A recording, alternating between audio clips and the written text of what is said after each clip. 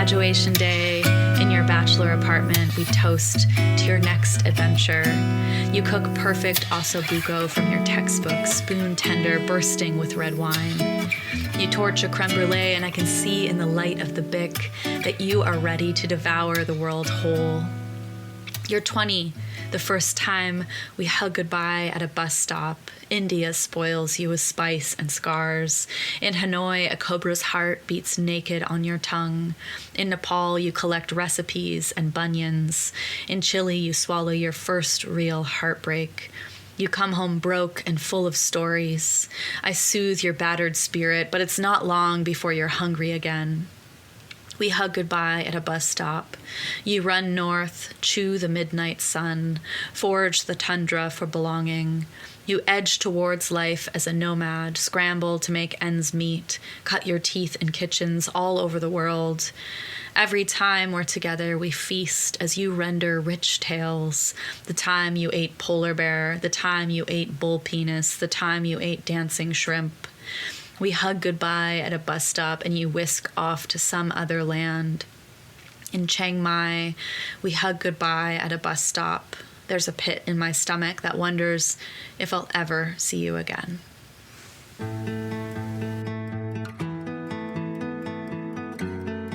For more than 2 decades, I have written in a diary almost every single day. And guess what? I saved them all. Each week, I will be reading from these archives and getting to know myself from the lens of my 10, 16, 25, and 36-year-old self. We'll explore big topics such as body image, queerness, divorce, addiction, mental health, and friendship. I'll read cringy poems and attempt to find compassion for the painful tenderness of my younger self. Join the drama of me and my guests as we explore our boy-crazy, closeted, angsty selves, one stupid page at a time. Hello, beautiful humans.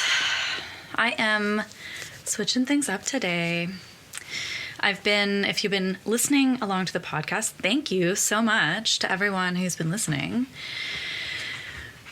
I don't know what I expected with this podcast. It has completely evolved from anything I planned and anything I expected. I am a very avid podcast listener, and I definitely went through a phase of like, why not me? Why can't I start a podcast? And then I avoided it for about 3 years. I even at one time hired a coach to try to help me just like bite the bullet and launch a podcast. And then I finally just one day just did it. And I had a bunch of different ideas for podcasts. Maybe someday we'll launch those. But I just was reading through some old journals and thought, this is what I should do. And what I've found with this experience is that I've learned so much about myself, obviously, about these like past versions of myself. But I've also learned a lot about the characters in my life, the realities of certain memories and situations that I just either forgot or haven't let myself think about in years. And probably the most important thing that's happened since I started this podcast is that I have developed a sort of almost rose-colored lens on myself. Like, I have so much more compassion for myself and all these past versions of myself. I can see so much of what transpired in my young life was not, in fact, my fault. And I also can let go of like any blame that I'm putting on others. And it's been really healing. It's been really hard at times, and it's been really healing. if you've been listening, I have been kind of going chronologically for the most part. I think I read one random travel diary from when I went to Europe in 2018. And then I've been reading chronologically. So I've made it from age 10 to age 15. And I wasn't keeping a ton of diaries during that time. Like, I would write in a diary and it would, every other day or every day a little bit. And that diary would last me for like a year or so. The older I get, the more I write. And like, for example, last year, 2024, I probably filled maybe 5 diaries. My writing gets more complex. And I don't know, I guess I have more to say. But when I'm young, it's more kind of this like, this is what my daily life was like today, and sort of recounting my days. And I also talk a lot about like how I'm feeling and what I'm worried about and what I'm anxious about, what I'm angsty about. And so I've gotten from, age 10 till age 15, 16. I am currently in 2004 when I am in grade 10 and I have my very first like real boyfriend. I've just lost my virginity and I am doing a lot of drugs and a lot of underage drinking. And I'm going to continue with that series of diaries. I've got like 3 or 4 more probably just covering the span of that relationship, because it was a couple years that we dated. And then, of course, I'm going to get into college and my early 20s and all of that. But today, I'm going to stray from the chronological order. And part of the reason I'm doing this is honestly just my own nostalgia. I was chatting with a friend this morning, and we were my friend is traveling right now, and I'm going to be traveling at the end of February. And we were just talking about some travel stories from our past, and it made me really nostalgic for solo travel and just the last kind of big backpacking trip I went on by myself. And so I've traveled quite a bit by myself. And like I said, I read a diary from a solo trip I took to Portugal and Spain in 2018. So basically, my first big trip was I went to Australia when I was like in my very early 20s. At the time, I thought I was being mysterious, but now I'm like, it's obviously no mystery why I picked up my life and went as far away from it as I could possibly get, all the way to Australia. My parents had just gotten divorced. I had gone through this like really, really horrible breakup. I'm not going to give a spoiler alert on that about like the details, but because it's coming up.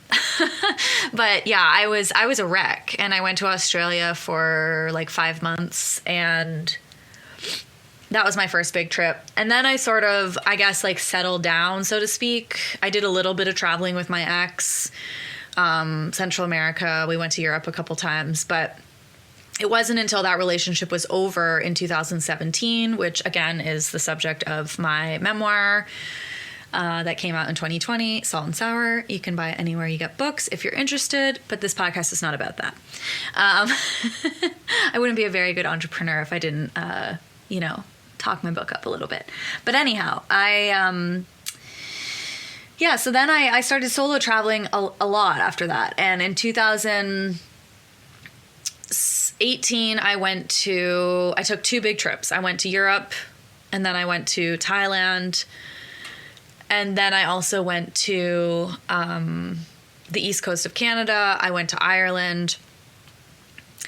And then the last real solo trip I took was Germany in 2023.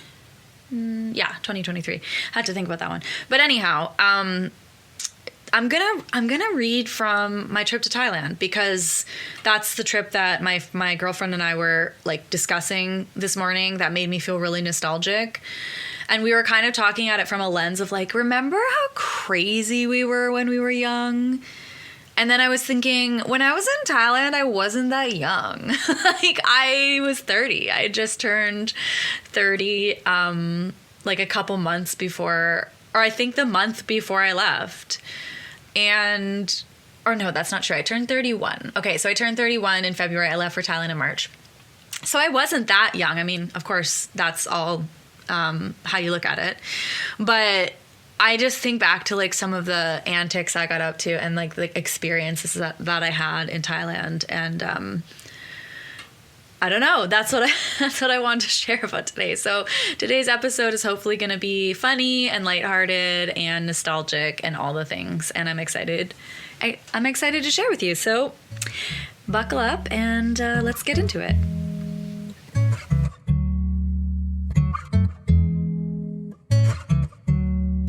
All right, so before I get into this diary, I'm going to just paint a little picture of what's going on for me just before I leave for Thailand. So it's March 2019. In late 2017, I left my partner of 7 years, the man that I, by all intents and purposes, we were it for each other. We were, we lived together, we had dogs together, we had a business together. There wasn't a ring, but like we were married. And I had to leave him very suddenly. Again, not gonna get into it right now.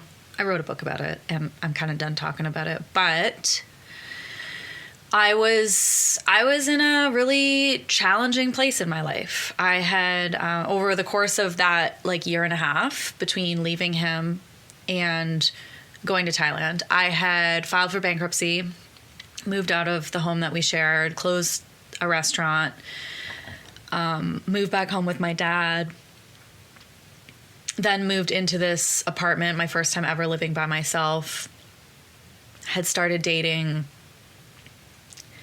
a wonderful man who I really couldn't even see as wonderful because I was so broken at that time. It's funny because I think if you would have asked me then, like how I was doing, I thought I was doing great. Like I was traveling. I'd been to Europe by myself. I was working on my book. I was working full time. I felt like a phoenix rising from the ashes. And I think that's how a lot of people saw me because I refused to be down for too long, and I just was trying to really hard to figure out who I was and live my best life. But it's easy to see from my diaries at that time, I was really, really, really struggling. And I was dating this, again, wonderful man, and we had, we'd been seeing each other for a couple months, and then it was getting too good. He was getting too close. And so I ended things with him. And then a friend of mine died. My friend Mark overdosed in December of 2018. And I was just beside myself with grief. I was so devastated. And I also had a really bad fall. I fell down my stairs. I was alone, and I fractured my tailbone and my wrist. And so I was like laid up for several weeks. And during that like month of probably January 2019, just before I leave for Thailand, I slipped into a absolutely horrible depression. I wasn't really bedbound. Like I did have a tailbone injury, but like I could move around, but I was bedbound with depression. And it was a really, really rough time. And so I ended up getting back together with the wonderful man who I had recently ended things with. And but we weren't together. We were in this, I should say, I put us into this kind of unfair place of essentially being lovers, but I wouldn't I wouldn't give him anything. You know, I wouldn't give him any of my heart, or I was just so detached from myself. And again, if you would have asked me back then, I would have been like, oh yeah, I'm just having fun. It's great. But I was really struggling with a lot of things. I was struggling with body image. I was struggling with my alcoholism. I was struggling with the death of my friend. I was struggling within this relationship. I was struggling at that time with my sexuality a lot. I hadn't come out yet. And I was, as bisexual, I hadn't come out yet. And I was struggling with that a lot. So yeah, it was a really tough time. And I ended up booking a flight to go to Thailand to visit my best friend in the entire world, Jason, who I've written about before. You've heard his name before. Jason and I have been best friends since we were 4 or 5. His mom was my nanny, babysitter when I was growing up, and we were really like siblings for most of my childhood. And he was sort of living in Thailand. Like he had traveled there a bunch of times and he just loved it there, and I could see how he thought of it as like his second home kind of thing. And so he would spend months of every year there traveling around, and I went to go visit him there in Chiang Mai where he was staying. And the timing was right and the timing was all wrong for me to be traveling. It was I knew it was going to be my last like free thing I did before my bankruptcy began. And I needed to get away from home so bad. I needed to get away from everything. And also what I really needed was like help. I really needed to be medicated. I probably needed to go to rehab. I really needed therapy.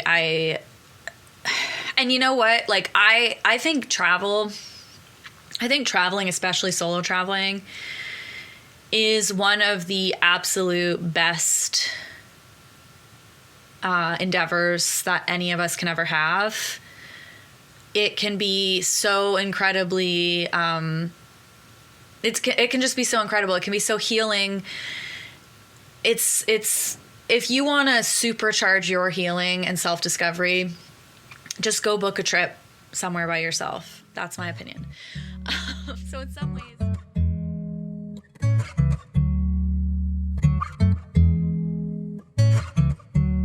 so my first night in Chiang Mai, March 16th, and then I wrote the 15th at home. That's always a trip. Not feeling so hot. I woke up at Jason's alone, sick to my stomach last night. Didn't sleep well. Thank God for AC. It's saving my life at the moment. I didn't write in the airport or on the layover as much as I usually do. I suppose because I'm not in as much of a transitionary period right now. Life has mellowed. Things are calmer. Maybe I don't have much to say, ? I'm going to pause here to just like laugh out loud. Like, if you listen to the intro of this podcast, you know that I am Delulu when I say that. But anyhow, I arrived in Chiang Mai and found it really chaotic at first, but made my way through with no issues. Jason was waiting for me at the gate, which was really sweet. We walked a while and got in the back of a truck that took us to his favorite khao soi place. It was so good, and it was nice to have a cold beer. We caught up a little and then walked to his place. I guess it still didn't feel real. It didn't feel like I was in Thailand yet. I had a shower. Jason's apartment is tiny and dirty, but costs him less than 100 baht. So I guess, $100. So I guess he's doing fine. I freshened up. We went to his friend's guest house to borrow a mattress for Jason. He's going to sleep on the floor. Talked on the way and got watermelon slushies. Those were so good. I met his friend Annie. She was sweet and offered us a beer and recommendations. It was nice to chat and be social, but I was very tired. Back at Jason's, we set up his bed, and we saw a scooter accident already. I also had my first jackfruit. Not sure if I'll stay here for the rest of the week. I didn't sleep great, and I don't like feeling so boxed in. So that was just like in reference to Jason's apartment. So he had this little place that was like literally just our room with like a little table, a bed in the corner, like a single bed, and then like a curtain that had like a shower, which was really just like a spout and like a hole in the floor, and then a toilet, like and a sink maybe. I think that was it. And I mean, it was fine. Like, it was fine. It was just like, I didn't sleep well there. It was very claustrophobic. I remember there was no windows. And more on that later, I'm sure. But so Jason and I went out after that. I actually wanted to sleep, but he said that we should enjoy our first night. We walked through the Chiang Mai tourist market, so many clothes and so many trinkets. We stopped at one of his favorite street vendors for this fried pork salad called lap and some seafood that was good but very spicy. We had more beers and then kept walking, more beer, more shops, and now we were moving into the food market. So much interesting stuff. I can see why Jason loves it here so much. It's a street food lover's paradise for sure. Okay, so I had some street meat, some fermented pork balls with rice, really yum. We headed to the Lady Boy show. Okay, so prefacing this with all the things, because that is what they're called in Thailand. Like, there are absolutely transgender people who live in Thailand, and they're just like there are transgender people all over the world. There are non-binary people all over the world. In Thailand, it is a different culture. There's a different culture around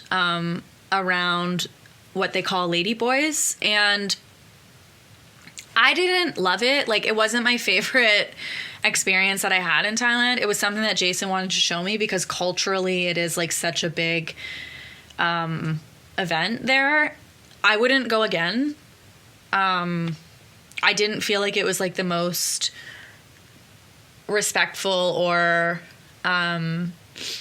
responsible way of like portraying transgender people, but it was, again, something that Jason thought that I should see, and that, like,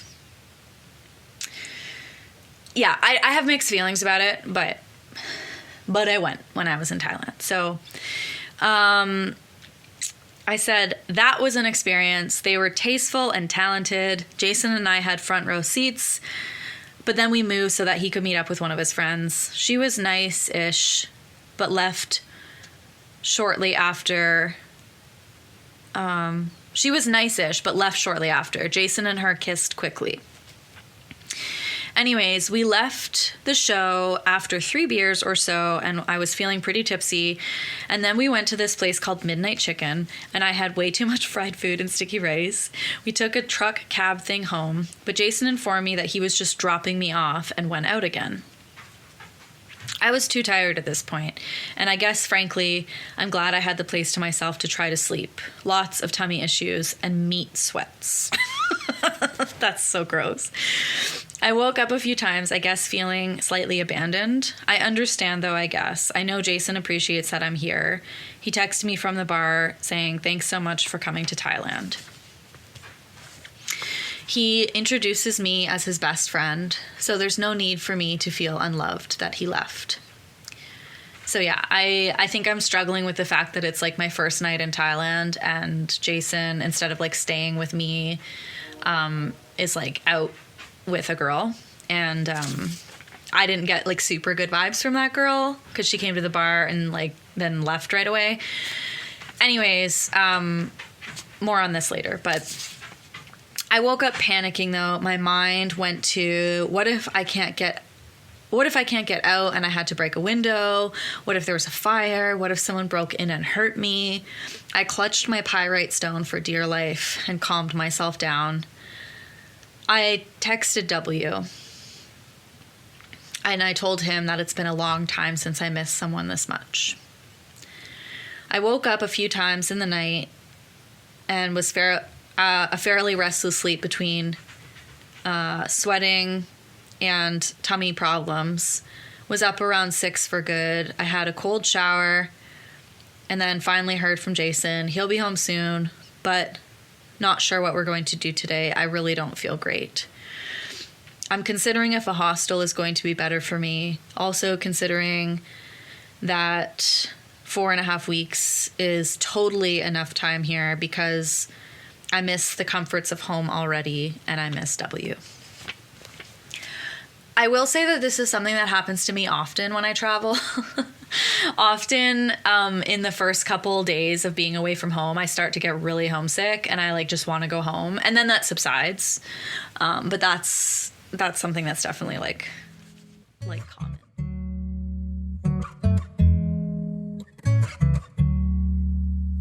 Okay, so the next page I'm writing down all of the Thai words I've learned, and they're all food. I know the words for noodles, for rice noodles, for stir fry, which is just pad, for mango, which is also the word for cashew, somehow, for chicken, shrimp, pork, beef, fish, for rice, sticky and steamed. I know the word for curry, dry, and hello.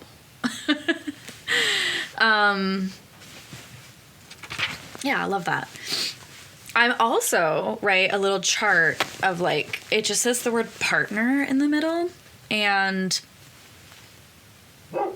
I'm making a list of, I guess, what I want my partner to be. This will come up later. So I say caring, attentive, sensitive, strong, has been through something, empathetic, cares about the world, acts of service, understands vegetarianism, is spiritual, loves food, travel, and is creative. So these are some things that are important to me. Next entry is March 18th. So I've gone quite a while without writing. I say I'm finally sitting down to do some writing. The last time I traveled, I had filled almost half a journal by now, but I guess I've just been busy. I woke up on Saturday feeling lousy. I had gut rot, was thirsty and tired. I waited, feeling cabin fever, until Jason got home. I showered, but when we started walking, I felt pretty sick again. I had plain rice for lunch, didn't want to mess with my stomach. We decided not to go to the waterfalls and instead went to the old city and explored. We ended up having a packed day full of walking, eating, talking, and sweating. That was so hot. We went to a great market, had coconut water, visited a few temples, got a Thai foot massage, went to the night market. I took lots of pictures. We also went to a vegetarian restaurant for dinner. I had a simple tofu dish as my tummy was still not 100%. We went to sleep around 10, was tired as fuck. I got a much better sleep, which I needed. On Sunday, we went for late brekkie and then to the Jinjiang market. I saw and ate lots of food and had coffee at an adorable pay-what-you-can place where you sit on the ground. And I have a little postcard from there. It was called Kujal Coffee. We went straight from there to another market, more local. It was very hot at that time of day, so after walking around and eating all morning, we opted to go sit at a cafe for some AC for an hour or two. I wanted to write, but got distracted by Instagram. Around 6, we went to meet up with Arissa, Jason's new lady friend from the night before. She was nice, although I find her to be a bit standoffish. We walked the massive outdoor Sunday market, so busy, too busy, lots of tourists.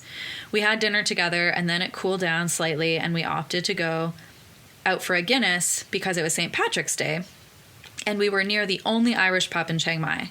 It was great, lots of catching up and chatting. Next, we went to a reggae bar. I felt like I was actually cock-blocking Jason. They were holding hands under the table.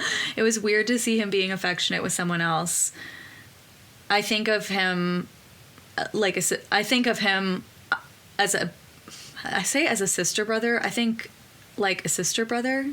Anyways, but he deserves happiness, so I offered to go home by myself so that he could stay with her.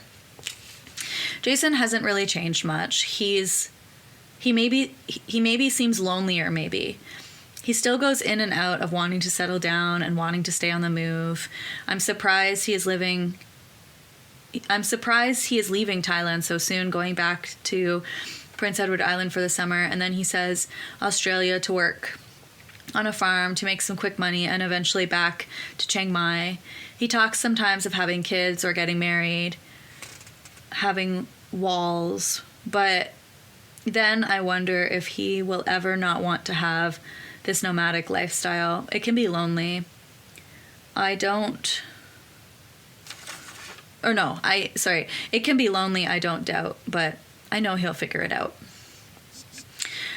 I also go in and out, especially last night as I was watching them and all the other lovers and friends and young people hooking up as I swayed alone to the reggae music. I've had a few moments already of wondering what it would be like to travel with someone or even be with someone. I've thought about W a lot, not in a longing way like I've missed others on trips before, but in a fond way, noticing things he would like, thinking of him here and there. We Skyped last night, and it was really nice. I was tired, but I guess going home alone after the bar was a little tough. There is so much freedom in traveling alone, so many lessons in loneliness. I talk myself down. You're going to be fine. You've got your little gold cube. That's my pyrite cube. You'll be okay. I definitely have been seeking comfort in social media. And last night I sought comfort in W's voice and familiarity, and that's okay. It's nice to have that, actually. A bit later I write, I didn't sleep long, up at 6:30 to go to Jason's school with him. We had noodle soup for breakfast, and then I sat in on one of his classes, which was so interesting. I'm so proud of him. And now I'm here. I'm meeting Cousin Thai for lunch and planning my trip for Koh Samui. I'm looking forward to a little beach and solitude. Thailand is definitely a place of excess, no question about that. So many young people here just for the party and cheapness. It's shocking, really, but I understand it too. I understand why someone would live here permanently. It's funny because I go in and out of the feeling of having so much time left, and then that the time is slipping away from me and there's no time left at all. I guess that feeling always comes with travel. And then a little later still, I write, weird day. I met Cousin Thai at the cafe shortly after I finished writing that entry. I barely recognized him, but kind of. So the funny thing about this story is so I was meeting with my cousin Thai, who is a missionary in Thailand, and I hadn't seen him in probably 20 years since I was a young kid. He's my mom's brother's son. And I had arranged via email that we were going to meet up and go for lunch. And Jason, I said, okay, we're going to meet at this cafe. So Jason walks me to the cafe, and we're sitting there having a coffee, just waiting for Ty to arrive. And Jason's like, well, if you haven't seen him in 20 years, how are you going to know it's him? And I was like, yeah, I hadn't really thought about that. And then he walks up, and I knew it was him because he looked exactly like me. If I was a boy, we look so much alike. It was freaky. I bet when we were out and about, I'm sure people thought we were siblings because honestly, I don't know anyone in my family that looks more like me. It was kind of weird. I say we went on a scooter to an Indian restaurant and we just talked for the whole while. It was really great. He told me about his wife who, he said, like you, she is gentle and kind. I got really good vibes from him, and it was nice to be with family. He dropped me off at the post office, and I wandered around a little by myself, felt a wee bit uneasy, but went with it. I walked to the river and through the market, which I later found out was Chinatown, and went to a cafe to cool down. I was sitting there waiting to hear from Jason, and then bam, he walks right in with Arissa. I didn't know she was going to be spending the day with us. And I guess I was a little bitter at first. Like, I came all this way for what? You're just going to make me feel like a third wheel? I did my best to shake it off. And we went to Chinatown together to look at spices. And then we walked and walked and walked and walked. I did a little shopping. And then we went on a mission for massages. It was a bit of a bust. It was super hot, long walk, and we had trouble finding a place. We finally found a spot, but Jason was feeling quite negative about it. He wanted to bail on the massage, and then Arissa scolded him, and he was just not happy. I was growing irritable because I felt like his grumpiness was seeping into me, and I hated it. The massage itself was good, different than I was used to. Then we all went for dinner. I wish in hindsight that I would have said something before we went to eat because it was so awkward. I just wanted to leave. I guess Arissa did too because she just left suddenly. Honestly, Jason was being a baby about it. I would have done the same thing. So what we have here is a bunch of people that are hot and tired and not communicating. And all of us are being immature in the moment. And I think looking back, I'm like, that's hilarious. No hard feelings to anybody. But at the time, it sucked. And I wrote about it and was just like, this is awful. The air was heavy.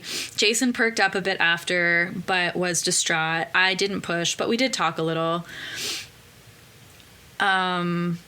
He said, I hope you don't mind me leaving, because he was going to her place to talk to her. And I said, I don't, but I appreciate you saying that. I told him I wanted some alone time with him on Friday, and he agreed. He's been oversaturated with Arissa, he said, and he never likes too much of a bad thing. Like I said, it was a weird day. I'm in bed alone again, looking forward to staying at the hostel tomorrow night, surprisingly enough, and also getting out of the city for a minute. I didn't miss W as much today, but I told him I did, because that's what you do sometimes. I'm feeling sore and tired today.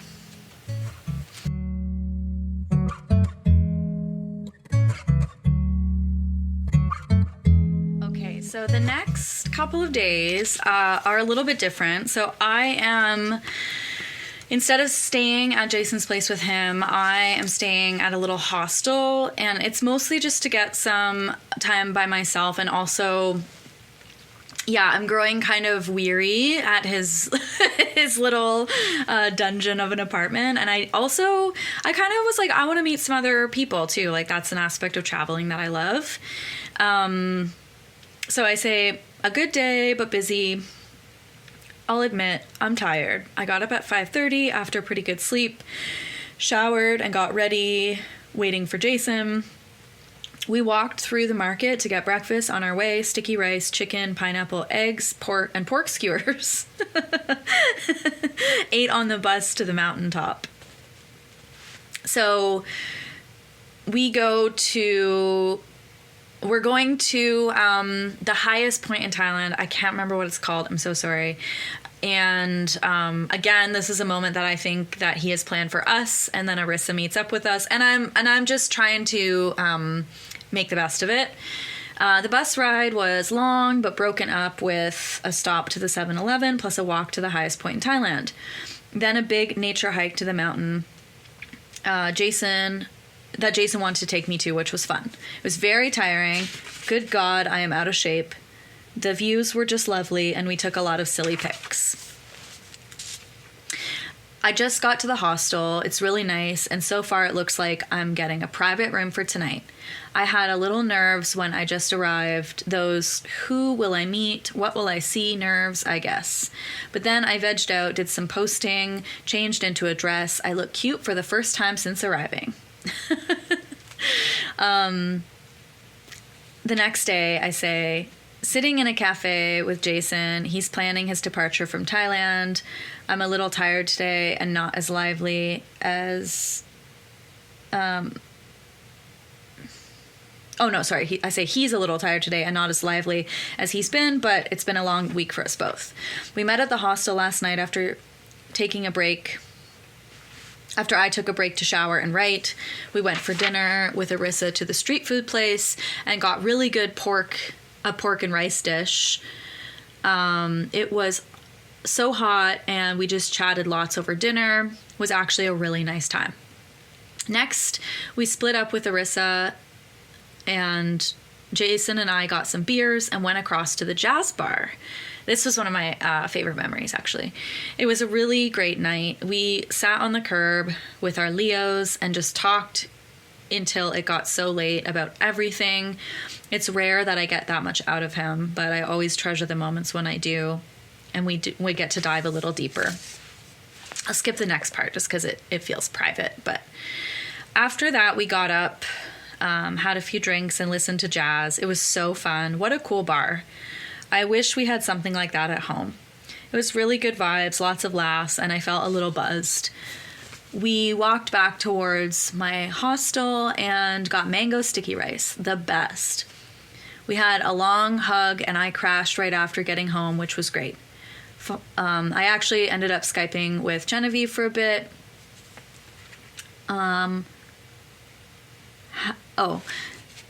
Woke up. Oh, sorry. I woke up. This is like later, must be. Woke up, almost slept in actually, and I rushed downstairs to get to the sanctuary bus. So the next day, I'm going to an elephant sanctuary. I say the day was okay, but I don't think the sanctuary was really as amazing as advertised, and part of me felt a little bad for the elephants. This is a huge problem in places like Thailand where they depend so much on tourism for their income, and so you have to be really careful. Public service announcement. You have to be really careful where you book. And I think there's only a few like actual really good elephant sanctuaries that are like doing right by the elephants, and the rest of them are not doing right by the elephants. And I think that's the one that I went to, and I still feel bad about it. I also felt a little lonely, like I almost can't avoid it on this trip. Even in my hostel room, I'm all by myself, which again, something that's weird because usually when like I was staying in a dorm and I just happened to be the only person in the dorm, and that's like why I went to the hostel, was so that I could like be around other people. Anyways, I wandered around kind of shy for the first little bit of the morning, and it felt a little awkward. The elephants themselves were really sweet and gentle. It was really cool to pet them and hug them and play with them. Again, I wondered about their well-being. Overall, it was a good day, though. I met a few people, but mostly just hung out by myself. I talked to a Swiss couple on my drive home. Back at the hostel, I showered off all the elephant poo. Oh, that's another thing. I was feeling really, really self-conscious about my body today. A lot of the girls on the tour were really pretty and had 20-year-old bods. I was mentally beating myself up a lot. I would love to tighten things up. I would love to be more active and eat better, so I felt a little lighter and more confident and comfortable. Ugh, I always come back to this. It's all about forming that habit, you know? It's all about forming a habit and then sticking to it. I can do it. A cleanse, a detox. Get healthy for spring, April. Let's set some goals. Stick to them. Let's make a plan. I'm really annoyed because like I'm literally on vacation and all I'm thinking about is like the diet I'm going to start when I get home. Ugh.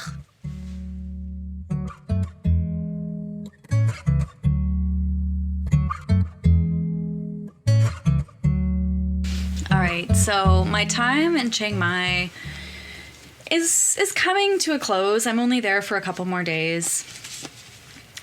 March 21st, sitting outside my hostel, having some jasmine tea, which I could get used to, and just relaxing. It was nice to not set an alarm, but I'll admit, I had some kind of fucked up dreams. I met my hostel mates last night, and it was so nice to socialize a bit, but I was feeling hella tired, though. And so was Jason. Many days of late nights, early mornings, and lots of walking. We met up after I showered. and did a bit of laundry, had a Thai tea in an AC cafe while he talked to Drew and booked some flight stuff. I mostly socialized and wrote. Next, we walked for a long time to the night bazaar for a bit of shopping. I bought a few small things that I'm pleased with. We walked and talked.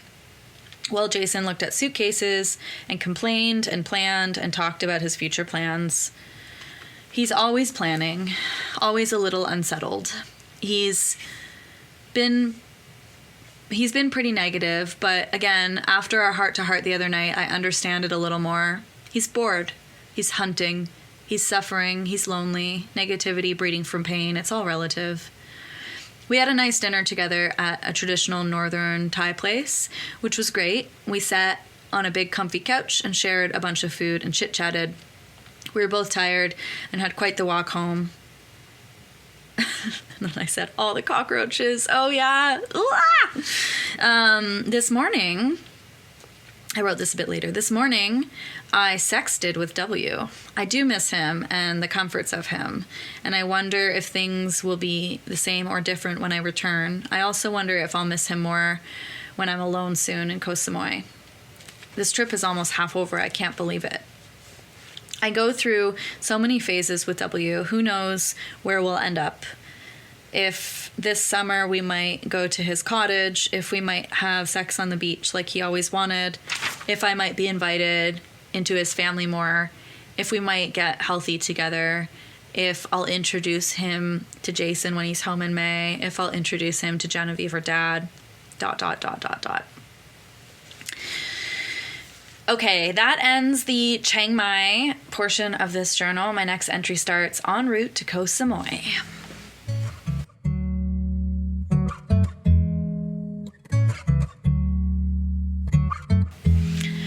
Before I get into what is the second half of this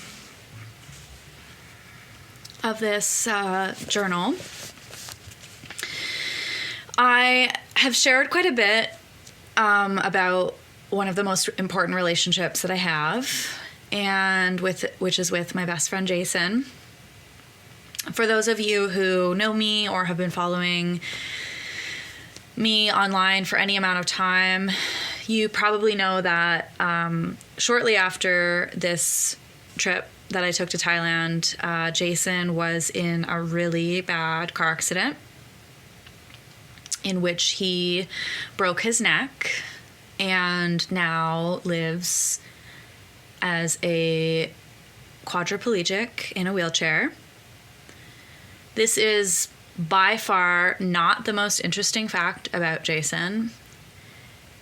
He remains my closest, dearest friend and still likes to travel and eat and talk about food and everything. And of course, his life has changed dramatically, and my life has changed with him. And I can't remember if this is actually the last time he's in Thailand because his accident was in 2021. I think he might have gone back, but I can't quite remember. Either way, I am so grateful that I got to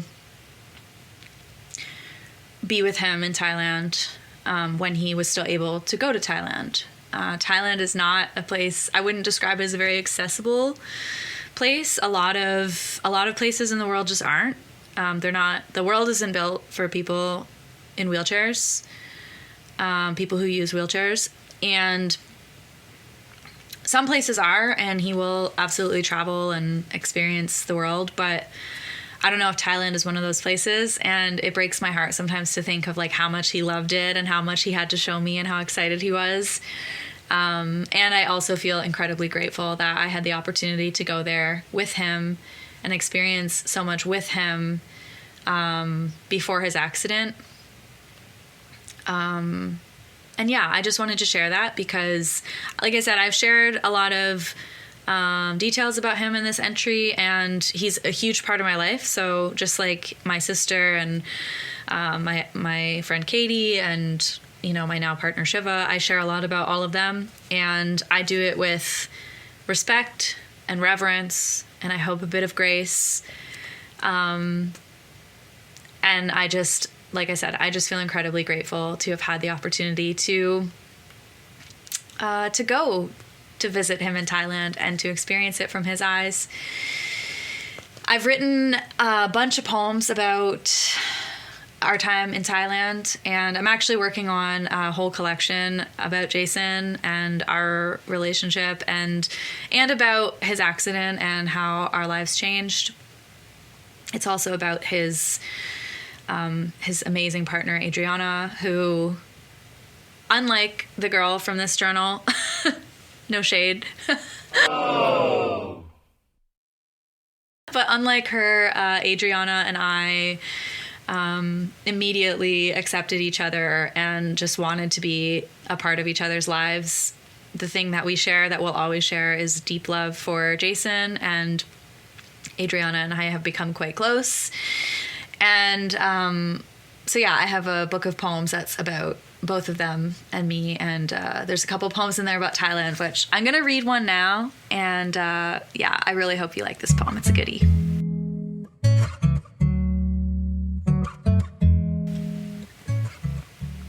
All right, this is a poem that's called There Is Nothing I Would Not Do.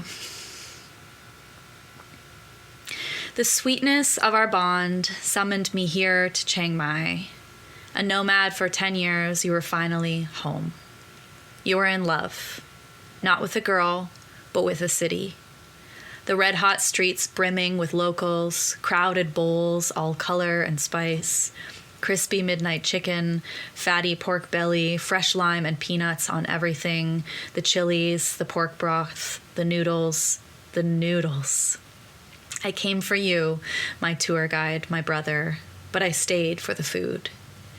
We devoured weeks together. You taught me the proper way to slurp cow soy, how to dress for temple, bargain with bot, sawadika, always noodle soup for breakfast.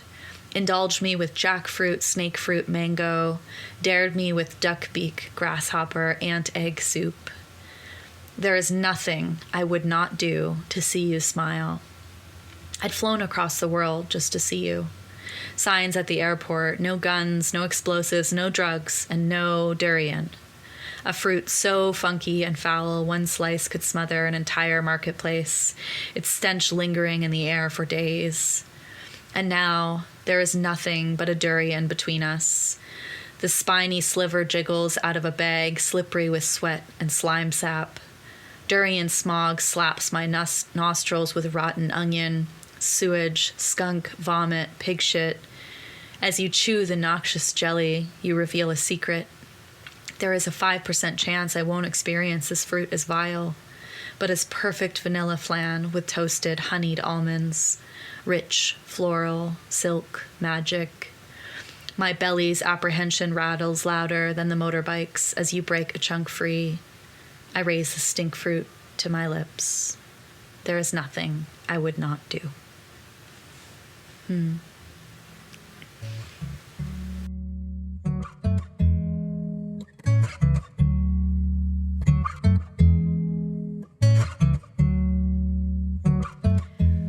I hope you've enjoyed listening to my adventures with my best friend in Chiang Mai.